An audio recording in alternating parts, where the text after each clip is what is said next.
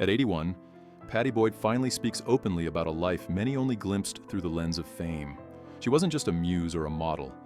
She was a woman caught in a whirlwind of desire, betrayal, and heartbreak. I was once treated like a prize in a game between two of the most famous men in the world, she confided.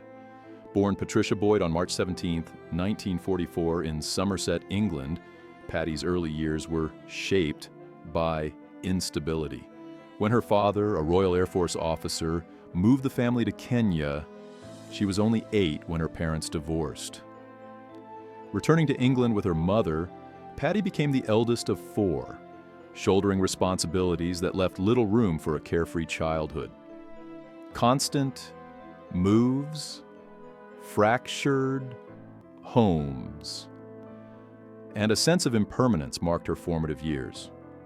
By the early 1960s, Pattie was a young woman in London working at Elizabeth Arden's hair salon.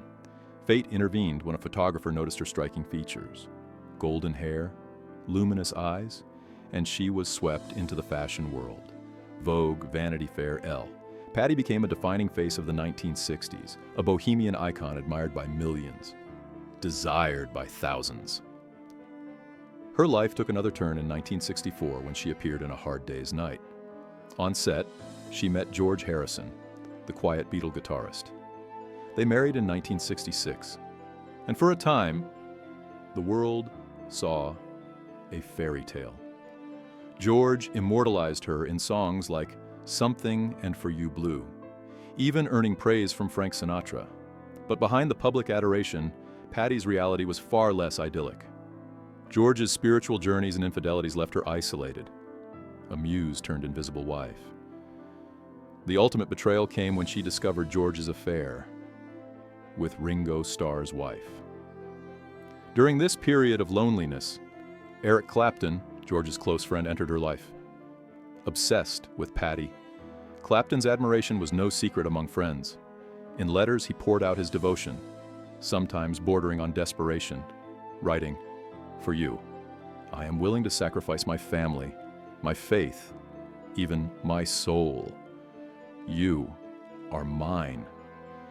These words stirred something in Pattie, both unsettling and compelling. Her loyalty to George initially prevailed, but the cracks in her marriage deepened. By the early 1970s, as her relationship with George collapsed, Clapton's persistence intensified. Their affair became a tempestuous union of passion and chaos. They married in 1979, with George ironically attending the ceremony, appearing cordial to the public.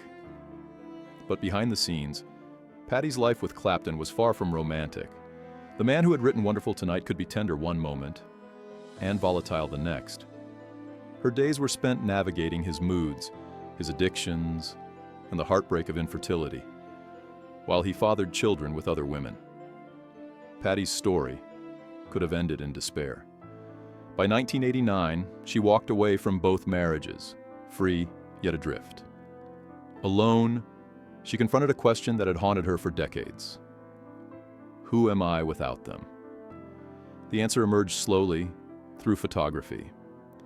Pattie returned to the camera that once discovered her, not as a model, but as an artist with her own vision. Her exhibitions earned critical acclaim. Her memoir, Wonderful Tonight, revealed the hidden truths behind the public Asha narrative. The glamour, the songs, the heartbreak, and the years spent as a pawn between two men. In 2015, she found a quieter love with Rod Weston, a longtime friend. It was simple, private, and hers. Sitting in her country home at 80, Pattie reflects on her journey. She has lived through fame, passion, addiction, betrayal, and loss. But ultimately, she found herself. Pattie Boyd is no longer just the muse of George Harrison or Eric Clapton. She is a woman who endured the storms of rock and roll to reclaim her own story. The songs remain, but now, so does she, resilient, independent, and finally at peace.